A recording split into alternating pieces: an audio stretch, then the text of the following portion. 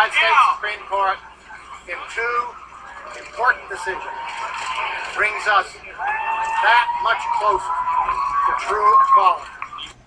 And that was David Boies, an attorney on behalf of those seeking to uphold the reversal of Proposition 8 in California, a measure which banned same-sex marriage in that state. And this is Power Play, and I am Chris Steyerwalt. Happy Gay Marriage Day, Internet. It's on. And a nice twist for David Boies, whose most famous previous encounter with the Supreme Court was watching Al Gore get spanked by George W. Bush, and Al Gore not become president. So now, David Boies and others, interestingly, one of the lawyers for George W. Bush, Ted Olson, have won a partial victory today. Let's find out about it. Let's learn more about this as we try to sort it out. And there is no one, absolutely no one I can think of better to help you sort it out than our own Shannon Bream. Shannon, happy day. Hello to you, Chris. How you doing back there in the air condition? I'm not saying it's cooler here than it is there, but the news is where you are. So what's the news? The news is very hot today. It's interesting because the court made two very important decisions today. And while those who favor same-sex marriage have a lot to celebrate, this is not a sweeping gay marriage is now legal in all 50 states kind of deal. It's important to know what these decisions do and don't do. First, we got the DOMA decision. That's the federal law, the Defense of Marriage Act, passed by heavily bipartisan majorities in the House. The Senate signed into law by then President Bill Clinton, who has since changed his mind.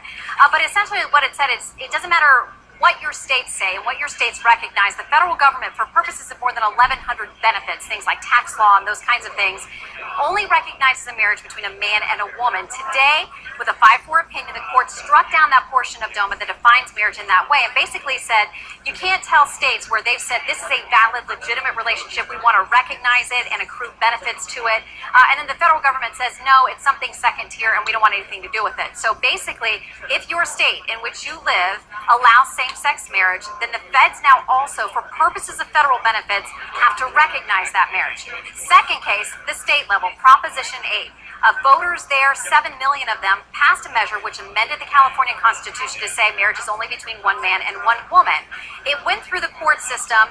The state officials there in California, the Attorney General, the governor, normally those who would be defending it and who were named on the lawsuit, refused to defend the law in court. So some supporters of Prop 8 took up the legal defense and brought it all the way here to the Supreme Court.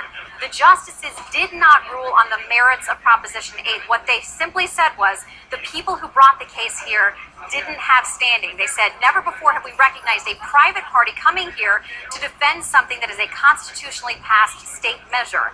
So they said, you can't defend it, and essentially it kicked it all the way back down to the trial court, which threw out Prop 8. So essentially now Prop 8 is no good in California. But in the whole mix of this, the Supreme Court has really never ruled on the merits of gay marriage itself, technically, and it doesn't mean that the entire country is now covered by a right or an obligation for same-sex couples to be able to get married. Does that make sense? It does. It does. So we're going to take this as a fairly bold step on DOMA and letting themselves off on a technicality when it comes to state referenda on gay marriage. That is how it boils down. And what it means is essentially within a few weeks, probably, gay marriage will be legal in California. It doesn't mean it will be in Nebraska or Texas. Simply what it means is that states right now, for the most part, have the right to decide this amongst themselves. But whatever they decide, the federal government, for purposes of benefits, has to recognize it.